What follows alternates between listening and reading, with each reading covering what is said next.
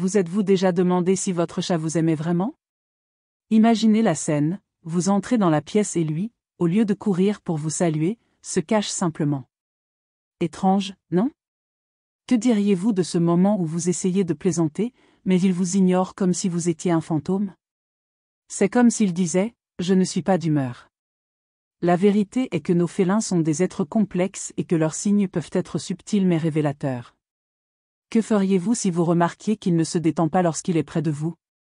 Et si, au lieu de ronronner, il reniflait ou se grattait à votre approche? Ce n'est pas seulement une question d'affection, mais de confiance. Mais ne vous inquiétez pas, pas de panique. Il est possible de comprendre ces comportements et, qui sait, d'inverser cette situation. Respectons-nous leurs espaces? Ou bien sommes-nous, sans nous en rendre compte, en train de forcer un rapprochement?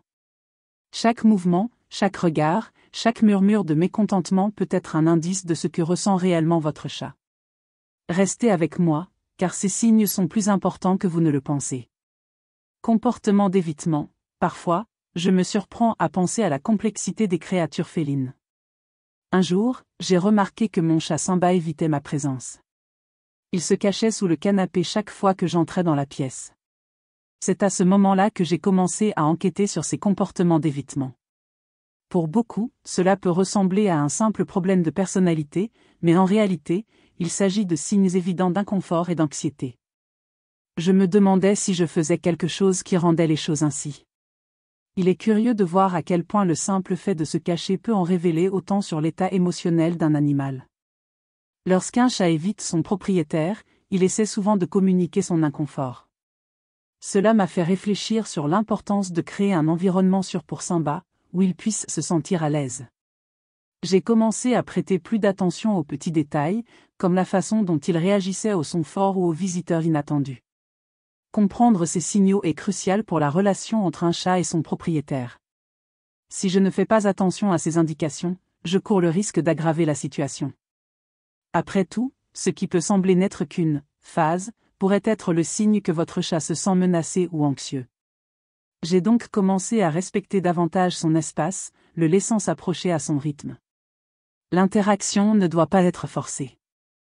J'ai appris que la meilleure chose à faire est souvent de laisser de l'espace et d'observer. Lorsque Simba se sentit en sécurité, il commença à s'approcher lentement, montrant qu'il était prêt à interagir. Cet échange progressif a rendu notre relation beaucoup plus forte et basée sur la confiance. C'est un processus qui demande de la patience, mais qui en vaut la peine. Désormais, chaque fois que je le vois se cacher, je fais un effort conscient pour créer un environnement dans lequel il se sent en sécurité. Un nouveau griffoir, un endroit calme pour dormir ou simplement un peu de silence peuvent faire la différence. Grâce à cela, j'ai appris à respecter les limites de Simba, en même temps, à mieux comprendre ses émotions. Interaction sociale, un autre aspect qui a retenu mon attention était la façon dont Simba interagit avec les autres. Il semble avoir une nette préférence pour certaines visites plutôt que pour d'autres. Cela m'a fait réfléchir à la façon dont sa dynamique sociale pourrait affecter notre relation. Lorsqu'un chat préfère s'approcher des inconnus plutôt que de son propriétaire, cela peut indiquer que l'approche que j'utilise ne fonctionne pas. Je me souviens d'un visiteur qui avait apporté un nouveau jouet. Simba était très intéressé et en quelques minutes, il jouait avec cette personne au lieu de moi. Cela m'a un peu choqué, mais j'ai décidé d'observer comment il interagissait. Cela nous a rappelé que parfois, la façon dont nous les traitons n'est peut-être pas la meilleure. Peut-être que j'étais trop insistant ou même trop nécessiteux. Ces interactions sociales sont le reflet direct de ce que le chat ressent envers son propriétaire. Si Simba se sent plus à l'aise avec les autres, cela signifie que je dois repenser la façon dont je communique avec lui. J'ai appris que la clé est d'être plus subtil et de respecter son espace, en lui permettant de venir vers moi quand il se sent à l'aise. La communication non verbale est essentielle dans ce processus. Observer comment il se comporte avec les autres m'aide à mieux comprendre ses préférences et ses limites. J'ai appris à faire des mouvements plus fluides et à prendre mon temps. Cela a non seulement amélioré notre relation, mais m'a également aidé à respecter la nature indépendante de Simba. Désormais, chaque fois que j'ai des visiteurs, j'essaie de créer un environnement dans lequel Simba se sent en sécurité et à l'aise. Cela implique de lui donner de l'espace et de lui permettre de décider quand s'approcher. Au fil du temps, j'ai réalisé que cette approche renforçait non seulement notre lien, mais faisait également de moi une gardienne plus attentive et plus consciente. Comportement de marquage et de détresse. Quand j'ai commencé à remarquer Simba uriner à l'extérieur du bac à litière, mon cœur s'est serré. Pour beaucoup, cela peut sembler être une simple question d'hygiène, mais en réalité, c'est bien plus que cela. Marquer un territoire et uriner hors de propos sont des signes évidents d'inconfort et de mécontentement. Cela m'a fait réfléchir à ce qui pourrait se passer dans notre environnement. Un chat qui fait cela essaie généralement de communiquer quelque chose d'important. Il peut s'agir du stress, de l'anxiété ou même d'un changement d'environnement qui vous dérange. Je me suis inquiétée et j'ai commencé à enquêter sur les causes possibles. Y avait-il quelque chose de nouveau dans la maison qui le dérangeait? Ou peut-être essayait-il d'établir son territoire dans un espace qu'il sentait envahi? Comprendre que ces comportements ne sont pas de simples crises de colère est essentiel pour un tuteur. J'ai essayé de me mettre à la place de Simba et de réfléchir à ce qu'il ressentait.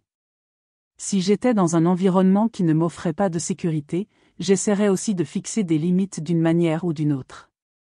Cette perspective m'a aidé à mieux comprendre la situation. Après quelques semaines d'observation, je me suis rendu compte que son changement de comportement était lié à une nouvelle routine qu'il avait adoptée. Il semblait inquiet de mon absence pendant la journée. Cela m'a fait comprendre que la présence et l'environnement sont fondamentaux au bien-être d'un chat. J'ai commencé à faire plus attention à la façon dont je pouvais améliorer la situation, comment créer un espace plus accueillant pour lui. Désormais, chaque fois que je vois des signes d'inconfort, ma première réaction est d'en rechercher la cause. Essayer de comprendre ce qui pousse un chat à marquer son territoire est essentiel pour garantir que votre chat se sente en sécurité et heureux à la maison. C'est un processus d'apprentissage constant, mais je suis sûr qu'en prêtant attention à ce que Simba essaie de me dire, notre relation ne fera que s'améliorer. Posture corporelle et langage auditif. Quand je regarde mon chat, je me rends compte qu'il parle beaucoup à travers sa posture et ses oreilles. Parfois, sa queue devient raide, comme un bâton, et à ce moment-là, je sais qu'il ne se sent pas à l'aise. C'est comme s'il était en alerte, prêt à tout. Les oreilles aplaties sont un autre signe clair que quelque chose ne va pas.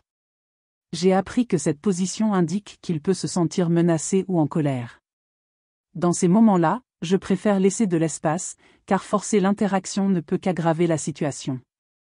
Je crois que l'interprétation du langage corporel de mon chat est cruciale pour notre relation. Lorsqu'il se sent menacé, il peut s'éloigner ou même faire un mouvement brusque. C'est drôle, mais j'ai vu d'autres chats s'approcher de lui quand il était comme ça, et la tension dans l'air était presque palpable. Je me rends compte que la communication non verbale est extrêmement riche et qu'en la comprenant, je peux éviter des conflits inutiles. En respectant ces signaux, je crée un environnement plus sûr pour nous deux. De plus, lorsqu'il est détendu, ses oreilles sont plus dressées et sa queue peut remuer doucement. Cela me donne le sentiment qu'il me fait confiance. J'adore ces moments, où je peux le voir s'étendre ou se lever à côté de moi. Cela m'assure qu'il se sent bien et à l'aise dans mon espace. Cette différence de posture m'aide à comprendre quand c'est le bon moment pour le caresser et quand il vaut mieux le laisser tranquille.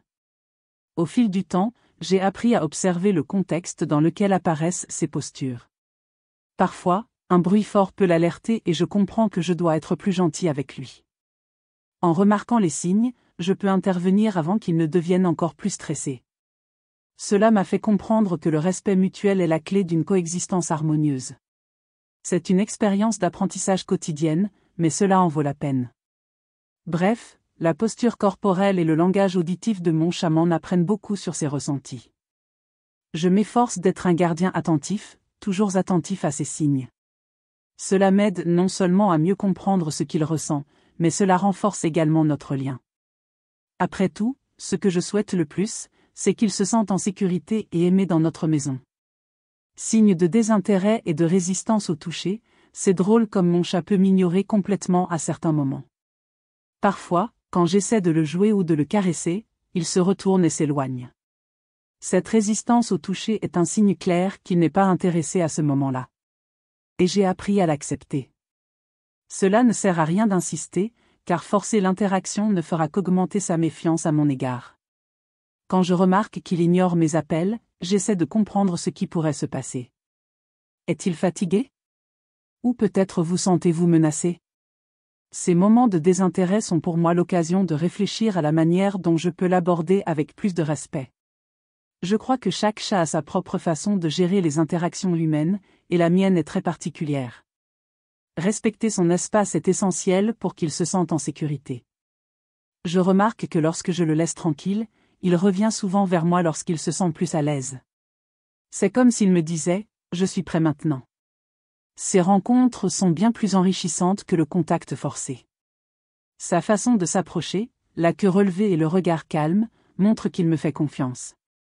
Pour moi, c'est la vraie valeur de la compagnie d'un chat, construire une relation basée sur la confiance et le respect mutuel. De plus, cette résistance au toucher m'aide à comprendre que les chats ne veulent pas toujours d'affection. Parfois, ils veulent simplement observer leur environnement ou se laisser distraire par quelque chose. Cette compréhension me fait apprécier davantage les moments où ils décident de se blottir à côté de moi. Chaque moment d'affection devient spécial parce que je sais qu'il fait le choix conscient d'être proche de moi. Enfin, la résistance au toucher ne doit pas être considérée comme un refus, mais plutôt comme une forme de communication. J'ai appris qu'en respectant l'espace de mon chat, je contribue à une relation plus saine et plus heureuse. Cette dynamique m'apprend au quotidien l'importance d'être à l'écoute de ce dont j'ai réellement besoin, au lieu de simplement suivre mes envies. C'est un processus d'apprentissage constant, mais cela en vaut vraiment la peine. Signe de stress et d'insécurité, quand je regarde mon chat, l'une des choses que je remarque le plus, c'est qu'il ne peut pas se détendre en ma présence. C'est un comportement qui, pour beaucoup, pourrait passer inaperçu, mais pour moi, c'est un signe clair qu'il ne se sent pas en sécurité. Parfois, il se recroqueville dans un coin, les yeux grands ouverts, comme s'il était toujours en alerte. Cela me fait penser que, d'une manière ou d'une autre, je ne lui offre peut-être pas l'environnement dont il a besoin. Une autre situation qui retient mon attention, c'est lorsque je vois qu'il évite de dormir près de moi. Alors que d'autres chats semblent se sentir à l'aise blottis aux pieds ou sur les genoux de leur propriétaire, le mien préfère s'éloigner, choisissant des endroits plus éloignés. Ce choix me fait réfléchir sur la confiance qu'il m'accorde et comment celle-ci peut être liée aux expériences passées qu'il a vécues. Je me demande s'il a déjà vécu des situations qui l'ont traumatisé, et cela me motive à essayer de mieux comprendre ses besoins. Je remarque que dans les moments les plus stressants, comme lorsqu'il y a un bruit excessif ou des visiteurs inattendus, il devient encore plus réservé. Son comportement change complètement et c'est comme s'il voulait se cacher du monde. C'est un signal d'alarme pour moi. J'essaie de créer un environnement plus calme où il peut se sentir en sécurité et protégé. C'est un effort continu, mais j'ai l'impression que cela en vaut la peine quand je vois de petits signes indiquant qu'il commence à se détendre. Par ailleurs, la manière dont il se positionne par rapport à moi est également révélatrice. Il peut rester proche, mais avec une posture tendue, ce qui indique qu'il est prêt à fuir à tout moment. Cette tension me fait comprendre que je dois être plus patient et respecter son espace. Parfois, il est facile d'oublier que même si nous sommes ensemble, il est un être indépendant et a ses propres limites et peurs. La clé pour améliorer cette relation est l'observation et l'adaptation. J'essaie de comprendre ce qui déclenche son stress et j'essaie de créer un environnement qui minimise ces facteurs. Que ce soit un coin tranquille pour lui ou des interactions douces et respectueuses, mon objectif est de lui faire savoir qu'il est en sécurité avec moi. Et même si le voyage peut être long, chaque petit progrès est une victoire qui mérite d'être célébrée. Quoi de neuf, les gars? Maintenant que nous avons parlé des signes qui pourraient indiquer que votre chat n'est pas très content de vous, il est temps de réfléchir. Avez-vous déjà remarqué l'un de ces comportements chez votre chat? Que pourriez-vous changer dans votre routine pour améliorer cette relation? Parfois, les petites attitudes font la différence. Regardez votre chat avec de nouveaux yeux. Vous préférez jouer différemment? Ou peut-être un espace plus calme pour se détendre? Laissez votre chat décider du rythme de l'interaction. La confiance se construit avec patience et respect. Et rappelez-vous, chaque chat est unique, alors voyez ce qui lui convient le mieux. Maintenant, je veux entendre votre opinion. Quelle stratégie avez-vous essayé pour vous rapprocher de votre chat? Partagez vos expériences dans les commentaires. Et si vous avez aimé cette vidéo, n'oubliez pas de laisser un like et de vous abonner à la chaîne. Nous avons tellement plus de contenu sur ces chats incroyables que vous ne voudrez pas manquer. Jusqu'à la prochaine fois, et n'oubliez pas, votre relation avec votre chat est un voyage d'apprentissage constant. Faisons-le ensemble.